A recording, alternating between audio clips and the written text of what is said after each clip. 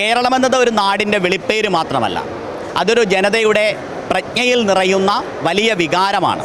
കേരളം ഉയരങ്ങളിലേക്കാണ്. കേരളം താണ്ടിയ 9 വർഷങ്ങൾ കേരളത്തെ സംബന്ധിച്ച് അഭിമാനകരമായ നേട്ടങ്ങളായി മാറുന്നു. ഒറ്റക്കാര്യം പറയാം, ഒന്നും അസാധ്യമല്ല, നടക്കില്ല എന്ന് കരുതിയതെല്ലാം നടപ്പിലാക്കിയൊരു ഗവൺമെൻറ്റാണ്. വിഴിഞ്ഞത്തൂടെ വന്ന കപ്പലെടുത്തപ്പോൾ വിഴിഞ്ഞത്തിൻ്റെ വിജയത്തിരകൾ കേരളത്തിൽ ഒരു പുതിയ അനുഭവമായി മാറുന്നു.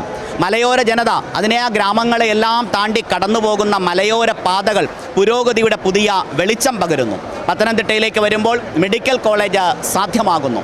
ഏറ്റവും കൂടുതൽ സ്കൂളുകൾ റാന്നി മണ്ഡലത്തിൽ അട്ടത്തോട്, അവിടെ സ്കൂളിൽ ഒരു മുറിയിൽ 32 കുഞ്ഞുങ്ങളാണ് പഠിച്ചിരുന്നത്. തലേന്ന് രാത്രിയിൽ വന്ന പുലിയുടെ കാൽനഖപ്പാടുകൾ അവിടെ കാണാമായിരുന്നു. ഇന്ന് കേരളത്തിലെ ഏറ്റവും വലിയ ട്രൈബൽ സ്കൂൾ ഇന്ന് റാന്നി മണ്ഡലത്തിലെ അട്ടത്തോടാണ്. ജനതയാകെ മാറുകയാണ്. അടിസ്ഥാന സൗകര്യങ്ങളിൽ വലിയ മാറ്റമുണ്ടാകുന്നു. നമ്മുടെ കുട്ടികൾ പുറത്തേക്ക് പോകുന്നുവെന്ന വലിയ വെല്ലുവിളികൾ ഉണ്ടാകുമ്പോൾ അവരെ കേരളത്തിൽ തന്നെ ജീവിക്കാൻ പ്രേരിപ്പിക്കുന്ന സയൻസ് സിറ്റിയും ഡിജിറ്റൽ പാർക്കും സാധ്യമാകുന്നു. ശബരിമല വിമാനത്താവളം പത്തനംതിട്ടയുടെ ഏറ്റവും വലിയ പ്രത്യേകത, കേരളത്തിൻ്റെ പിൽഗ്രിം ക്യാപിറ്റലാണ് പത്തനംതിട്ട. തീർത്ഥാടന തലസ്ഥാനമാണ്. അവിടെയാണ് നാം ഇവിടെ മാരാമൺ കൺവെൻഷനും ശബരിമല തീർത്ഥാടനവും എല്ലാം ജനങ്ങൾക്കിടയിലെ മമതയുടെ വലിയ ആഖ്യാനം കൂടിയാണ്. അത് ഏറ്റവും സുഗമമായി നടത്തിയൊരു സർക്കാരാണ് കേരളം ഭരിക്കുന്നത്.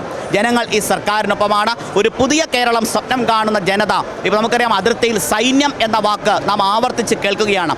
കേരളത്തിൻ്റെ കേരളം എന്ന ജനതയ്ക്കൊരു സൈന്യം മാത്രമല്ല, അതിന് സൈന്യമായി നിർത്തുന്ന സേനാനായകനായി കേരളത്തിൻ്റെ മുഖ്യമന്ത്രി ശ്രീ പിണറായി വിജയൻ ജനഹൃദയങ്ങളിൽ ഇടം നേടി എന്നതാണ് ഈ 9ാം വർഷത്തിലേക്ക് എത്തുമ്പോൾ ഞങ്ങൾ കാണുന്ന ഹൃദയവികാരം.